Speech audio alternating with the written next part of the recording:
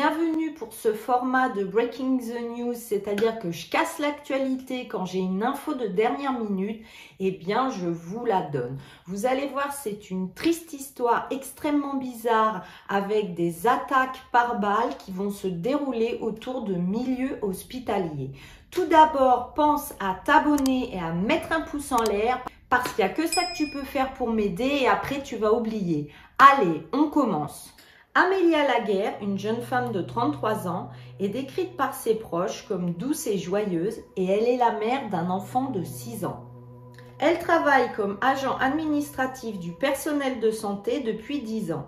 Sa mère, Émilie Laguerre-Bennett, dira « Je sais qu'elle avait des problèmes avec un ex-petit ami.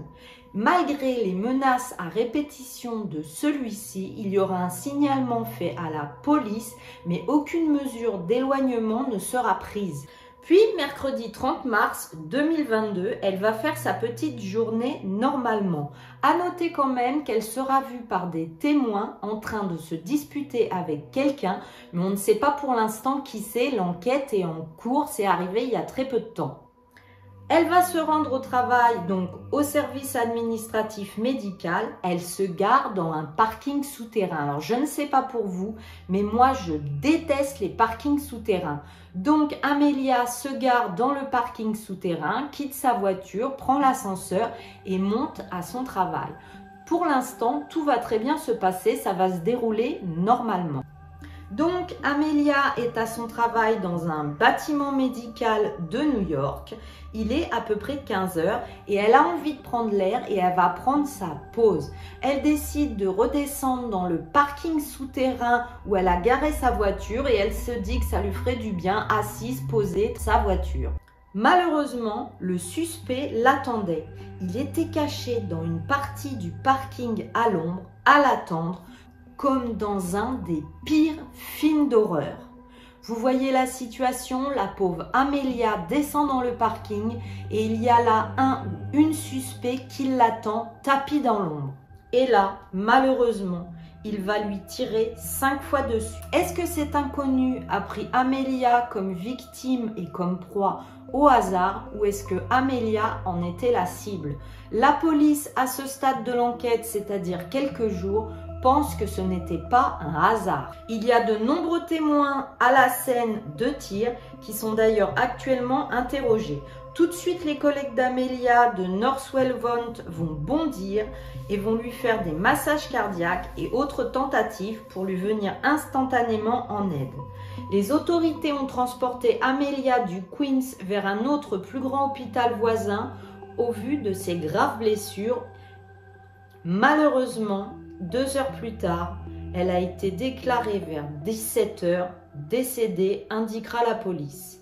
Le représentant de son hôpital dira « Alors que nous pleurons la perte tragique de notre collègue à cause de la violence et attendons le résultat de l'enquête, notre équipe de sécurité continue de travailler avec la police pour assurer la sécurité de nos patients et de notre personnel. Nous offrons également un accès à des services de soutien pour traverser cette période difficile. Cela sera également écrit dans un communiqué sur Twitter. » Malheureusement, on en est là pour cette première enquête. Personne n'a été arrêté, même pas l'ex-petit ami violent, parce qu'après tout, c'est peut-être juste une coïncidence et ce n'est peut-être pas lui.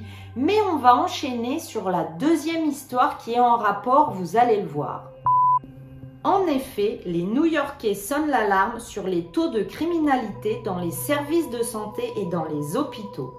La mort d'Amélie est survenue quelques jours seulement avant que le docteur Madhu Subramanian, un chirurgien de 38 ans au Johns Hopkins Barview Medical Center, fut lui aussi victime d'agression. Donc le docteur, qui est chirurgien adjoint à Baltimore, il sort de chez lui tout à fait normalement, c'est le matin, il va prendre sa voiture et se rendre à son lieu de travail, donc à l'hôpital. Il ne se doute absolument pas et pour cause de ce qui va lui arriver. Il se gare sur le parking de son travail de l'hôpital et il va subir une attaque extrêmement violente. Il est 7 h du matin et un tir par balle commence alors qu'on veut voler la voiture du docteur. Heureusement, le docteur est tout de suite pris en charge puisqu'on est à l'hôpital, enfin sur le parking. Et heureusement, il se remet actuellement de ses blessures. Alors il n'a pas été dit dans les informations si sa voiture a été volée, mais bon, ça on s'en fiche, hein. Le principal, c'est que le docteur est sain et sauf. D'autres grandes villes américaines voient la violence monter en flèche autour des hôpitaux et sur leurs parkings avec des vols, des fusillades et des homicides à répétition en augmentation. Dites-moi ce que vous en pensez, parce que c'est vrai que dans l'inconscient collectif, pour nous, les hôpitaux, c'est safe, hein, on est en sécurité, c'est là où justement on va nous soigner et peut-être nous sauver la vie. Et là, ça change tout, on peut se faire attaquer à l'hôpital.